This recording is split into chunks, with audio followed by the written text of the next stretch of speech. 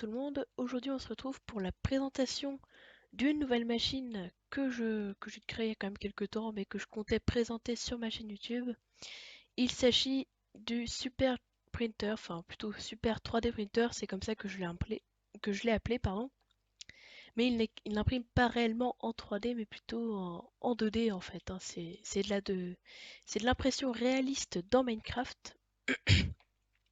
Donc je vais vous présenter le fonctionnement dans cette vidéo et puis, enfin, plutôt l'utilisation dans cette vidéo.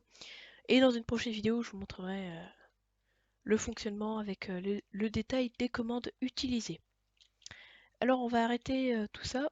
Donc on va faire un petit reset. Voilà.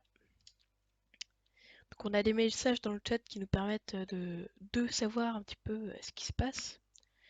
Alors cette imprimante fonctionne en deux parties, puisqu'ici on a une partie 3D en fait, puisque, enfin, je l'appelle 3D, mais c'est parce que c'est réaliste en quelque sorte. Et enfin, ici, nous avons une partie plutôt réservée à la 2D, qui va en fait être considérée comme un écran de contrôle de l'imprimante 3D. Donc on va la reset aussi, on va la redémarrer, et voilà.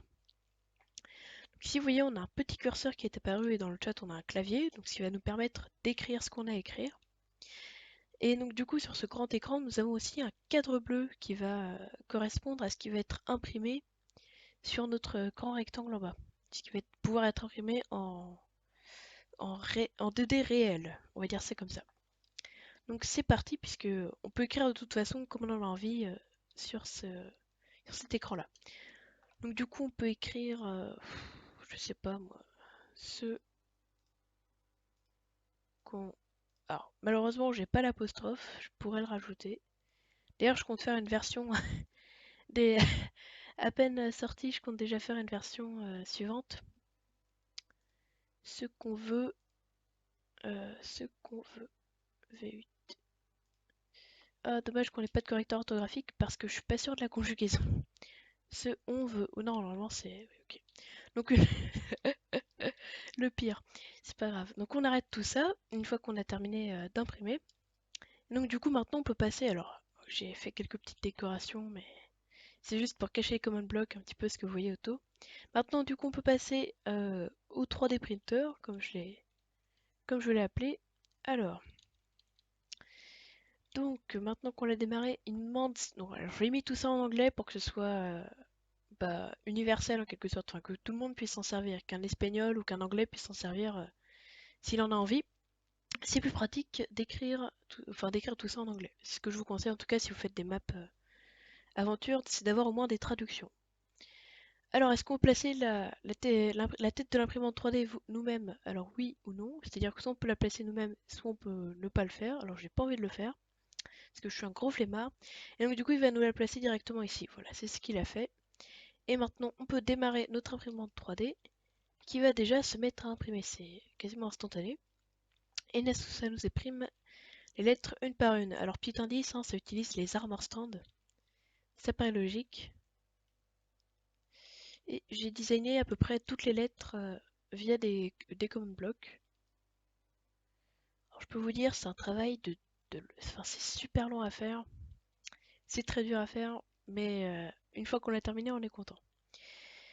Voilà. Donc, alors bien sûr, cette machine-là ne sert pas à grand-chose puisque oui, j'ai aussi quelque chose d'autre à vous présenter.